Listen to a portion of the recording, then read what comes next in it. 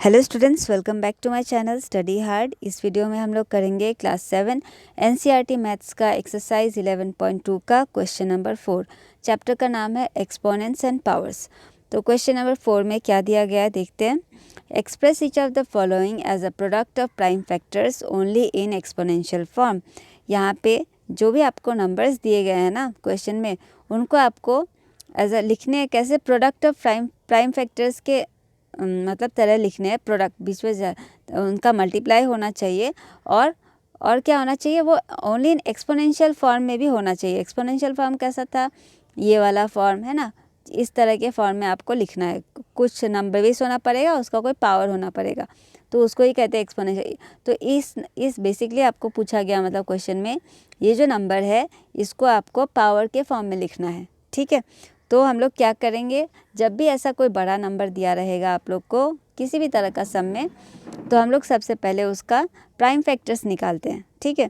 तो 108 और 192 इन दोनों का हम पहले प्राइम फैक्टर्स निकालेंगे।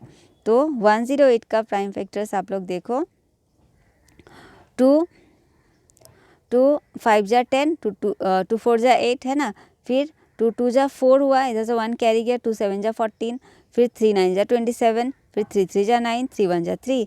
तो 108 के फैक्टर्स क्या क्या है, 2 टाइम्स 2 है और 3 टाइम्स 3 है। इसी तरह से बाद में लिखेंगे हम लोग, पहले इसको और एक नंबर था ना उसका भी निकाल लेते हैं।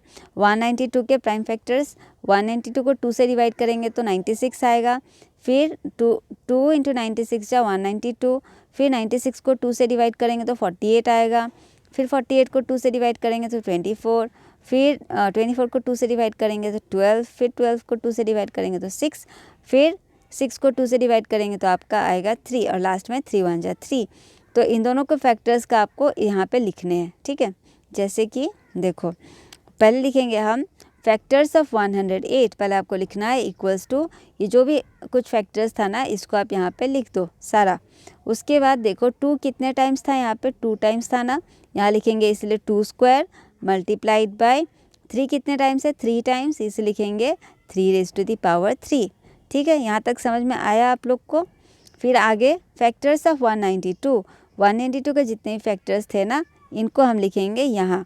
उसके बाद देखो 2 कितने टाइम्स है, 1 2 3 4 5 6 टाइम्स है, तो यहाँ पे हम लिखेंगे 2 raise to the power 6 multiplied by 3, तो सिंगल टाइम है तो 3 रेज़ टू दी पावर 1 लिख देते हैं, ठीक है। नहीं भी लिखने से चलेगा मगर आप लिख भी सकते हो। उसके बाद नेक्स्ट स्टेप हम क्या करेंगे, जो ये हमारा नंबर दिया गया था उसको हम लिखेंगे यहाँ। उसके बाद जो हमारे ये जो हमने निकाला था प्रोडक्ट एक्सपोनेंशियल फॉर्म में, जो इस तरह से निकाला था ना, ये किसका था, ये वाला पार्ट आपका 108 से आया था, है ना। तो 108 के नीचे हम ये पार्ट लिखेंगे।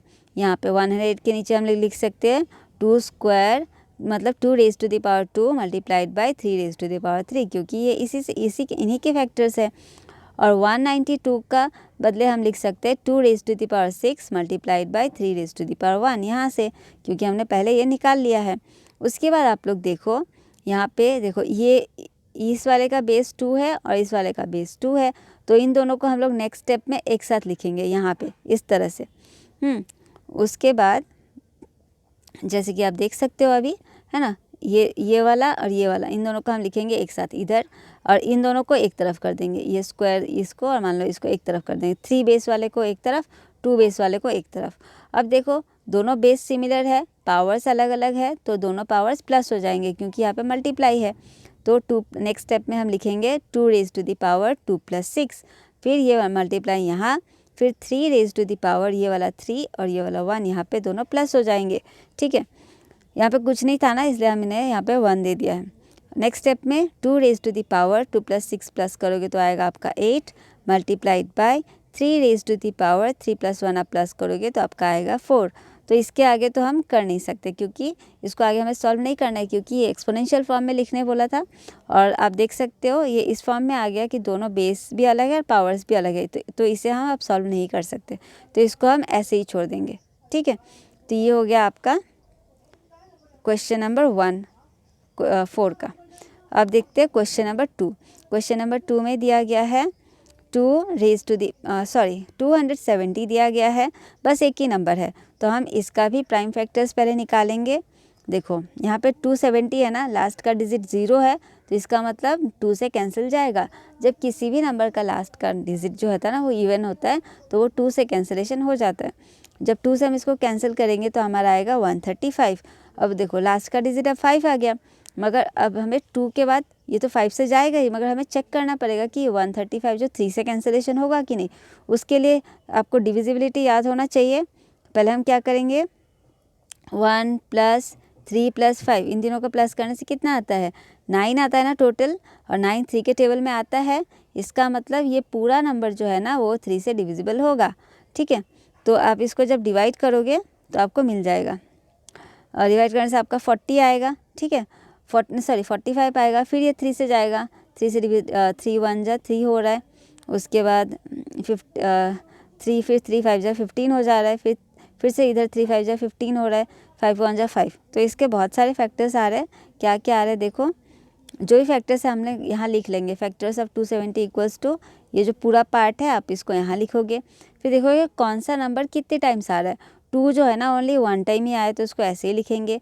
3 आपका 3 टाइम्स आ रहा है, इसलिए लिखेंगे 3 यहाँ की तरह, और मल्टीप्लाइड बाय 5 1 टाइम ही आ रहा था, इंटू 5 लिखेंगे। तो यही हो गया इसका आपका आंसर। ठीक है, ये हो गया आपका नंबर 2। नंबर 3 करते हैं। नंबर 3 में आपका 2 नंबर्स दिए गए हैं, सेम पहले वाली की तरह दोनों का हम क्या करेंगे, फैक्टर्स निकालेंगे। ठीक है, आप लोग यहाँ पे देख सकते हो दोनों के फैक्टर्स निकाला हुआ है। जब भी आप फैक्टर्स निकालो तो सबसे पहले आप 2 से आपको ट्राई करना है, 2 से वो नंबर जा रहा है कि नहीं। फिर आपको 3 से करना है, 4 से करना है, इसे सीरियली करना है। ऐसा नहीं कि मान लो 729 है, ये 9 से भी डिविजिबल है, मैं डायरेक्ट 9 से कर दूंगी, तो ऐसा में क्या होता है, आपका फैक्टर्स नहीं निकलने वाले, आंसर नहीं निकलेंगे, गलत निकलेंगे। ठीक है, पहले आप 2 से ट्राई करो, 2 से नहीं हो रहा है तो आप 3 से करो, 3 से नहीं होगा तो 4 से करो, इस तरह से करना है। तो जब मैंने 729 का फैक्टर्स ये निकला, तो यहाँ पे लिखेंगे फैक्टर्स ऑफ 729 कितना टाइम्स 3 था, 1 2 3 4 5 6 टाइम 3 था। इसका मतलब इसको हम लोग इस तरह से लिखेंगे। 6 टाइम 3 को कैसे लिख सकते हैं, 3 ऐसे लिख सकते हैं। और फैक्टर्स ऑफ 64 क्या थे, ये 1 2 3 4 5 6 टाइम्स आपका ये आ रहा है, 6 टाइम्स आपका 2 आ रहा है, तो इसको हम लोग लिखेंगे 2⁻6। ठीक है,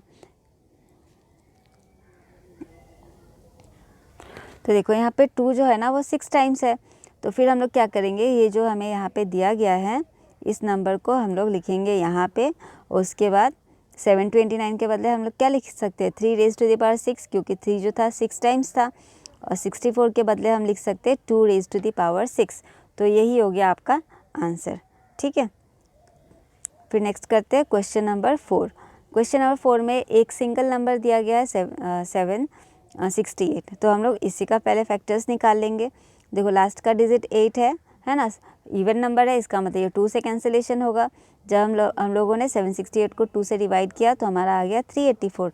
फिर से 4 है, इवन नंबर है, मतलब फिर से 2 से जाएगा। फिर से करने से आया हमारा 192, जब हमने 384 को 2 से डिवाइड किया तो 192 आया। फिर यहाँ फिर इवन नंबर है, ये सारे आप देख रहे हो इवन नंबर ही है, जब तक यहाँ तक आ रहा है ना 6 तक, 2 3 या 6 तक तो पूरा 2 से ही कैंसिल हुआ। उसके बाद देखो 3 आने के बाद तो 2 से नहीं होगा ना, फिर 3 1 जा 3 हम लिखेंगे। तो यहाँ पे देखो फैक्टर्स ऑफ 768 जितने भी आपके फैक्टर्स निकले या आप लिखोगे सारा यहाँ पे। 2 कितने टाइम्स था, 1 2 3 4 5 6 7 8 टाइम्स था, तो हम लोग लिखेंगे यहाँ पे 2⁻8 मल्टीप्लाइड बाय 3। एक ही बार है ना तो ओनली 3 लिख देंगे। ठीक है, तो ये हो गया आपका आंसर सॉल्व, ये हो गया आपका क्वेश्चन नंबर 4 कंप्लीट है। आई होप आप लोग को ये वीडियो अच्छा लगा होगा और समझ में भी आया होगा। किसी भी तरह का डाउट रहने से आप लोग मुझे कमेंट बॉक्स में ज़रूर बताना।